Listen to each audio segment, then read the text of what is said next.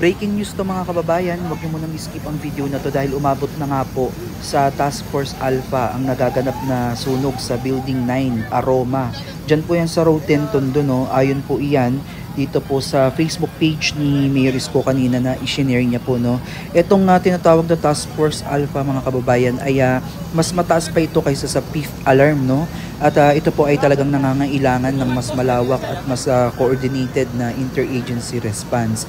At makikita nyo nga dito mga kababayan na si Mayor Isko po ay personal na pumunta po dyan sa lokasyon kung saan po makikita po talaga natin yung mga tao ay naglabasan na po, no, sa kalsada dahil nga po napakalaki po ng sunog na ito. So dito makikita nyo na pinabababa po ni Mayor Isko yung mga kababayan natin dyan na naka-standby po dyan sa footbridge at pinapanood nga po itong sunog, no, upang maiwasan po natin lalo na sa mga kababayan nating may asthma na maaari kasing makasama itong makapal na usok na kanilang malalanghap. So dyan makikita nyo si Mayor Isko na halos manlumo, no, sa kanyang nakita dahil nga po dito sa mga natupok na bahay dahil dito sa laki ng sunog. At sa kabilang banda mga kababayan, napakarami pong mga fire trucks ng iba't ibang lugar dito sa lungsod ng Maynila at mga karatig lugar na rumisponde po sa lungsod ng Maynila upang tumulong. So kanina din mga kababayan na during live ni Mayor Isko ay narinig natin, no, na siya po ay may tinawagan at kinausap na nagre-request po siya ng isang air tanker ata ito, no, na sinabi niya kasi na isang bagsakan lang naman daw yon.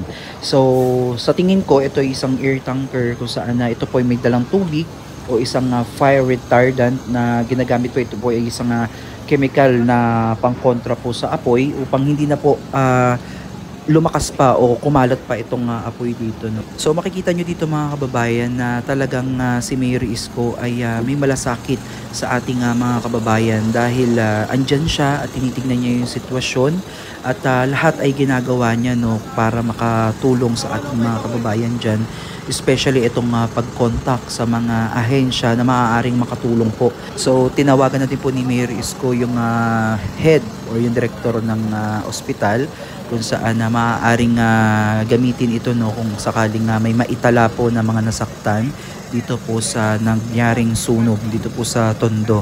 So ayan mga kababayan, pati din po yung ating mga evacuation center na mga malalapit na may eskwelahan dyan po sa R10 sa Tondo ay pinakiusapan na din po ni Mayor Isko na just in case ay doon na muna or ayun na muna yung gamitin bilang evacuation center.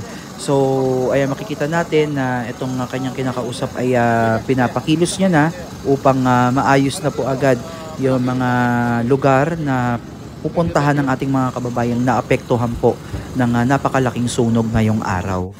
So dito makikita nyo yung mga kababayan natin, no, na halos nandyan na po sila sa kabilang kalsada at ito nga halos hindi na po madaanan yung dalawang kalsada na yan dahil punong-puno po ng mga nakaabang na mga fire truck, no. Saludo din ako dito sa ating mga taga Bureau of Fire dahil talagang mabilis po yung kanilang pagresponde dito sa sunog at napakarami po yung nagbayanihan, no. Actually iba't ibang mga lugar po yung rumisponde dito sa R10 Tondo upang maapol agad itong sunog. So hopefully ay dumating na nga itong air tanker upang makapagbagsak na po ng tubig o isang fire retardant upang maano na, kumbaga ma-sealed na natin itong sunog na to at hindi pa umalat pa dahil medyo malakas-lakas din yung hangin kaya maaaring yung apoy po ay makaapekto pa po or tumama pa sa ibang mga gusali o ibang mga properties dyan. Talagang napakalaki ng sunog na ito mga kababayan at hindi biro ang nangyari po dito sa R10 na Tondo ngayong araw. At makikita natin dito mga kababayan na may mga natira pa rin talagang mga apoy at hindi po tinitigilan ng ating mga bombero yung pagbomba nila ng kanilang tubig, no, upang maapula ito.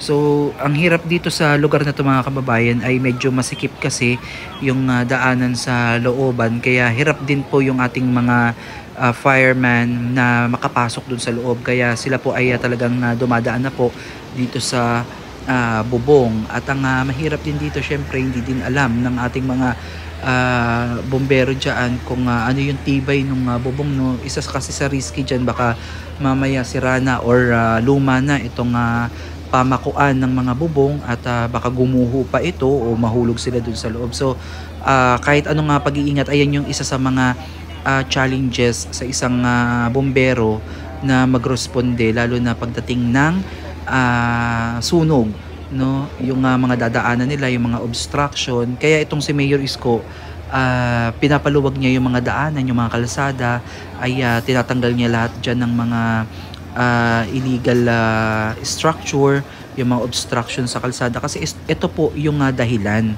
no, kung bakit gusto niyang paluwagin yung ating mga kalsada dito sa lungsod ng Maynila, lalo na din dyan sa mga iskinita, sa mga main road, kasi para kapag may mga ganitong sakuna, maaaring maiwasan o kahit man lang makaresponde ng mabilis itong ating mga fireman, no, mapasok nila kahit yung kasulok-sulukan ng isang lugar, dahil nga madaling makapasok yung mga fire truck, no.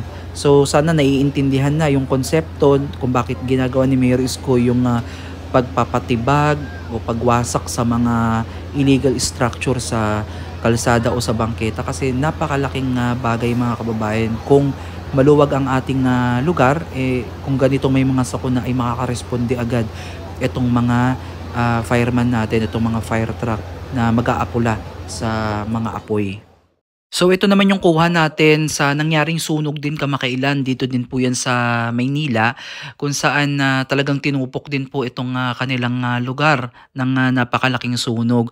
So imagine, mga kababayan, parang sa loob ng July, napakaraming naitalang sunog. Tapos itong pagpasok na naman ng August ay may mga sunog na naman pong na itala, no. Talagang sinusubok si Mayor Isko at ang lungsod ng Maynila sa mga panahon na to. At hindi biro to, mga kababayan, dahil napakarami pong tao ang naapektuhan po ng kaliwat kanang sunog dito sa lungsod ng Maynila. At sila po ay hindi lang nawalan ng kanilang tahanan, kundi ang iba dito ay nawalan din po ng pangkabuhayan.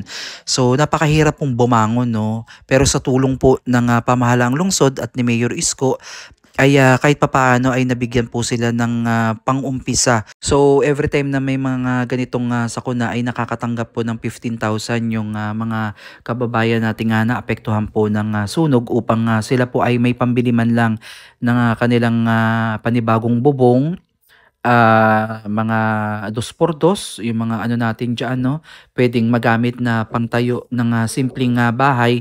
Although hindi man ito sapat, pero maaaring makatulong na po ito para makapag-umpisa po sila.